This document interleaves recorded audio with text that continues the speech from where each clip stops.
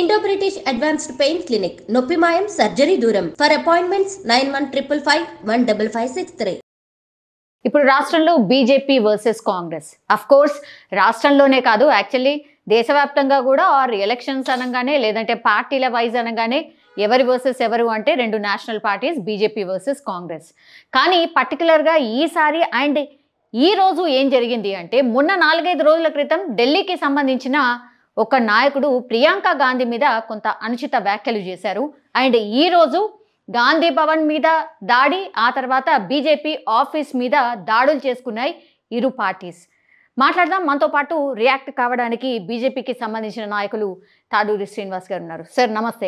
ఏం సార్ ఏం జరుగుతోంది? ఇట్లా పార్టీలు కొట్టుకోవడం ఏంది సార్? అదే కాంగ్రెస్ పార్టీకి చేతలు చేత కాదు, మాటల మీదనే లొల్లి. అభివృద్ధి మీద మాట్లాడినారు. అక్కడ మాట్లాడినటువంటి క్యాండిడేట్ కూడా అభివృద్ధి రోడ్లను కంపేర్ చేస్తూ మాట్లాడినారు. గతంలో మీరు వినే ఉంటారు, లల్లు ప్రసాద్ యాదవ్ గారు హేమమాలిని చీక్స్ మీద మాట్లాడినప్పుడు మాత్రం వీళ్ళు చాలా నవ్వుకున్నారు. పార్లమెంట్లో అందరూ ఉన్నారు కదా. సో ఆ రోజు హేమమాలిని మీద లల్లు ప్రసాద్ యాదవ్ కామెంట్స్ ఏమో వీళ్ళకు చాలా ఆనందాన్ని ఇచ్చినాయి. ఈరోజు రోడ్లను కంపేర్ చేస్తూ ప్రియాంక గాంధీ గారి మాటలు అన్నందుకు క్షమాపణ చెప్పిన తర్వాత కూడా అపలైజ్ చేసినారు కదా. సరే, ఆ రోజు అభివృద్ధిని కంపేర్ చేయడానికి మాత్రమే వారు మాట్లాడినారు. దీంట్లో అబ్యూజివ్ వర్డ్స్ లేవు, ఏం లేవు. వాళ్ళలాగా గతంలో సజ్జన్ కుమార్ ఇది సిక్ రాయిట్స్ మీద ఏమన్నాడు, ఖూన్ కా బదులా ఖూన్ సే లేంగే అన్నాడు. అది ఎంత హారబుల్ స్టేట్మెంటు. ఆ తర్వాత కమల్నాథ్ గారు ఇమార్తి దేవిని ఏమన్నారు, ఆ రోజు ఐటెంతో పోల్చినారు. ఆ తర్వాత మనం గతంలో దిగ్విజయ్ సింగ్ గారు జర్నలిస్టులను అన్నారు, కిత్నా సుందర్ హై, ఇంటెలిజెంట్ హై అని చెప్పి ఫిమేల్ జర్నలిస్టులను మాట్లాడినారు. సో తర్వాత వారు నాలుక గరుచుకొని అపోలైజ్ చేశారు. అసలు కాంగ్రెస్ పార్టీ మోడీ గారిని అయితే నీచ్ ఆద్మీ అని అన్నారు కదా, ఛాయ్ అన్నారు, వాచ్మెన్ అన్నారు, ఏమేమన్నారు. ప్రతి ఎన్నికలకు ఒక డైలాగ్ తీసినారు.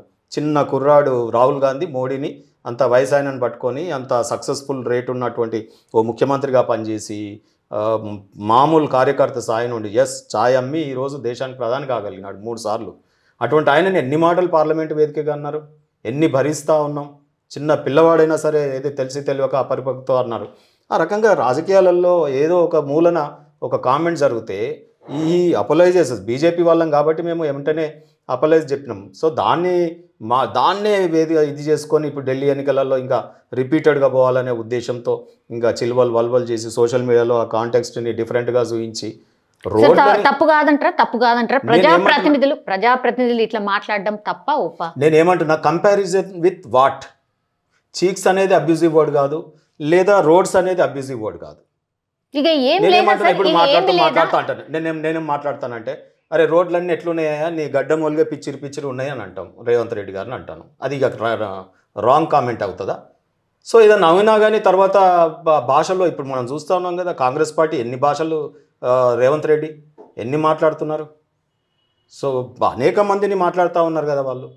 సో వాళ్ళ భాష మాట్లాడినప్పుడు ఒకటి, బీజేపీ మాట్లాడితే మాత్రం అదే మాటల మీదనే పోవాలి. ఎందుకంటే వీళ్ళ చేతలు ఏం లేవు కదా, గతంలో చేసినవి చెప్పుకోవడానికి ఏం లేవు. సో గతంలో రోడ్లు ఏ రకంగా ఉండే మనం చూసినాం. ఈరోజు రోడ్లు హైవేలు ఏ రకంగా అవుతూ ఉన్నాయి, రైల్వే స్టేషన్లు ఏ రకంగా అవుతూ ఉన్నాయి. నిన్ననే చెర్లపల్లి ఇంటర్నేషనల్ ఎయిర్పోర్ట్ లాగా మేము ఓపెన్ చేసినాం. ఇవాళ 20,000 కోట్లతోని రైల్వే స్టేషన్, తెలంగాణలో 40 రైల్వే స్టేషన్లు ఆధునీకరించినాం. ఇవాళ రేవంత్ రెడ్డికి సపోర్టివ్ కాదా? ఇవాళ నువ్వు 10 మంది కార్యకర్తలతో వచ్చినావు. రేపు బీజేపీ తలుచుకుంటే మాకున్నటువంటి కార్యకర్తలు అనేక మంది, ఇవాళ బీజేపీ తెరువు వస్తే అనేక సంస్థలు, మేము లాఠీ ఎత్తితే మీరు బతకగలుగుతారా? ఇక్కడ కాంగ్రెస్ పార్టీ ఉంటుందా?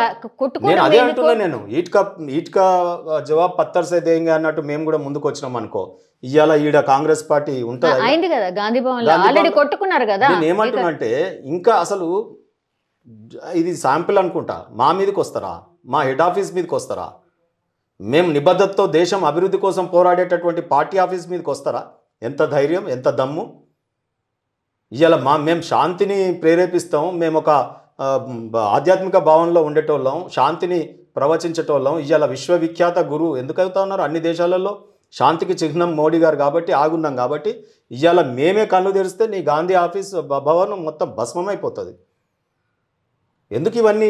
రేవంత్ రెడ్డి గారు నీకు పనులు చేతగాక నువ్వేం చేయని బయటకు వస్తాయేమో అని ఇటువంటిది చేసి స్టేట్ మీడియా అంతా ఇటువైపు తింపేసి ఇంకా నేను ప్రజలకు ఏవి ఇవ్వకపోయినా మేము ఊకుంటామని అనుకుంటున్నాము. రేపు రాబోయే కాలంలో నువ్వు చెప్పిన అబద్ధాలు ఎన్ని ఉన్నాయి, నువ్వు ఇచ్చిన హామీలు ఎన్ని ఉన్నాయి, నువ్వు ఏ రకంగా నెరవేర్చినావు అవన్నీ తీసి అవి చర్చకు రాకుండా చేయడానికి ఇవన్నీ చేస్తూ ఉన్నాడు. So diversion of politics diversion of politics దీంట్లో ఏం లేదండి. దాంట్లో ఎక్కడో ఢిల్లీలో ఒక కామెంట్ వచ్చింది, వారు దీన్ని వెనకకు తీసుకున్నారు ఆ వాక్యాల్ని. ఆ వాక్యాల మీద, అది కూడా రోడ్ల అభివృద్ధిని కంపేర్ చేస్తూ అన్న మాటల మీద గీడ తెలంగాణలో బీజేపీ పార్టీ ఆఫీస్ మీదకి రావడం ఏంది? నువ్వు ప్రభుత్వంలో ఉన్నావు, ఇవి కాపాడాల్సింది నువ్వు కదా. నీ ఇంటెలిజెన్స్ ఏమవుతుంది?